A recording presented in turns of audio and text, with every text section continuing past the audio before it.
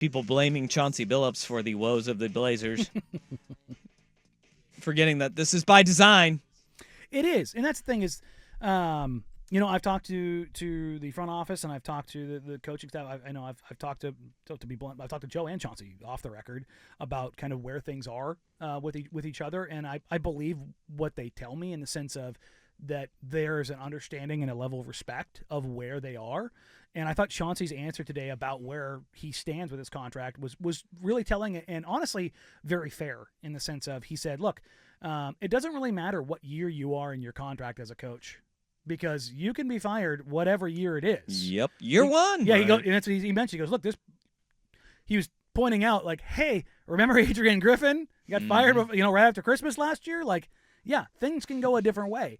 And I think Darvin Ham. Yeah, I mean, it doesn't take that long to be on the way out. And even as a lame duck coach or a lame duck contract, he said, I know that wins, and Joe Cronin backed this up earlier, they're not going to evaluate Chauncey Billups on wins. It's not fair because they're asking him to lose.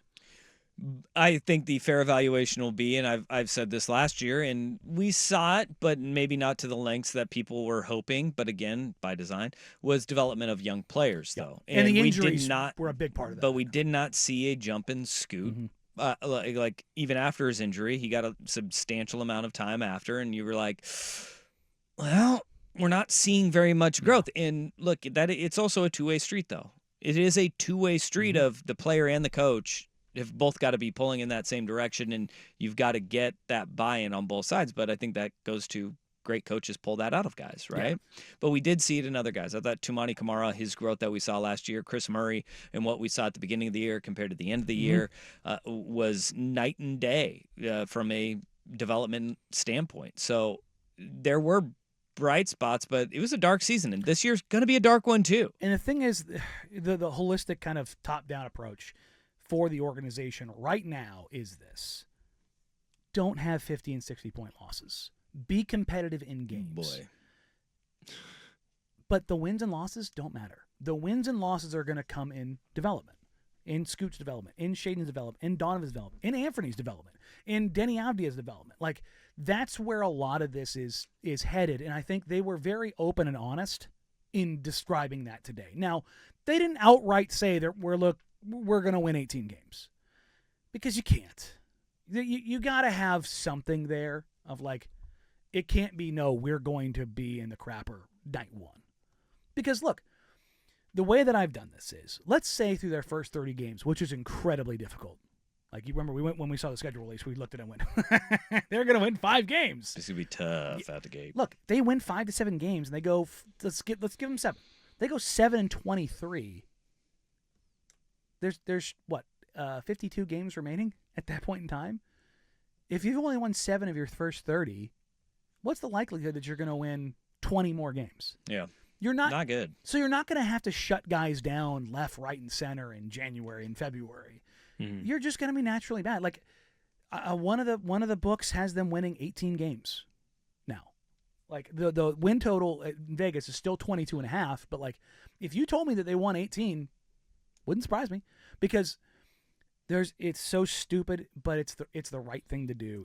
You need to get one of those bottom 3 odds and get a 14% chance. Well, the good news is we'll all be able to see it. Yes, and you'll be able to see it however you want to, in a modicum of different ways, whether it be Blazer Vision or on K2 or on the supporting channels, and then come January when they launch the Rip City Television Network. So for you, like you're a Blazer expert, and so you know what you want to see out of this team. And what Cronin and what Chauncey wants to see.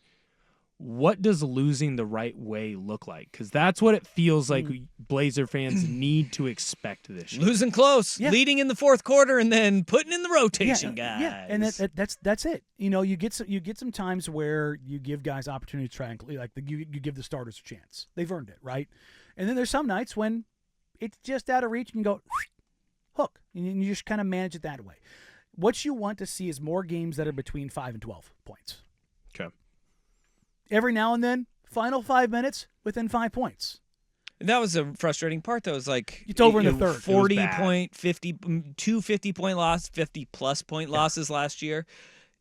that's not good No. basketball. That's not good coaching. That's not good player development. That's not having a competitive team on the floor. And they've been pretty adamant about quote unquote losing the right way, which I'm really interested to see. Donovan Clingan's not going to play that many minutes this year because he is buried on the depth chart, and I do expect Rob Williams to be moved at some point in time this year. A little bit of news: Rob has been playing 5-on-5. Hey, good. That's good. So, and from what I've heard, he has been a bleepity bleep behind the scenes as far as looking good. So, but Donovan's probably fourth on the depth chart at the 4 right now. I'm really interested to see, number one, his growth this year in the limited opportunities. But he's a guy who won 2 state titles and 2 back-to-back college titles. How does he handle losing? Yeah, 'Cause he's gonna hadn't done it in a long time. He's going to lose more in this season than he's lost in the last 4 years combined. Yeah, and he was on Cooper Flagg's AAU team, so they didn't lose in that Ever. either. Like, this is a guy who is a winner. So I because it bothered Scoot last year. Yeah. A little bit of the star kind of dimmed when he didn't perform, and they're getting punched in the mouth. I think to the question that you asked, though, Will, I think it is losing like San Antonio and Utah lost last year. Now, Where you look at the end of the year, their point differential was like very respectable. Like it was under double digits. Yeah, it was like just under 5 for Utah, and it was like 6.5 for San Antonio. You lose, but you lose close, and you lose a lot. Just giving you that opportunity. I think my problem with all of this is I don't understand how hiring a first-time head coach with 1 year of experience on a bench and just TV experience helps develop young players into something that they're supposed to be. A former player himself, and like the credence and respect that he can have, and then also they revamped their assistants too this year, which is when you talk about player development, that is huge. You have got to have the right guys to, when you break off, the head coach isn't coaching 15 guys every single practice, every single night. You have to have a staff around you that is developers. Yeah, they promoted Gil Abraham, who was one of the player development guys. He is now their director of player personnel. And they hired, obviously, Nate Bjorkgren, who was working as a consultant. And he was a guy that Chauncey kind of talked to and leaned on for some stuff last year.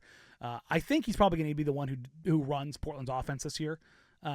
Which is going to be interesting to kind of see what they do there. And then he mentioned Chris Fleming, who was the Bulls lead assistant that they brought over.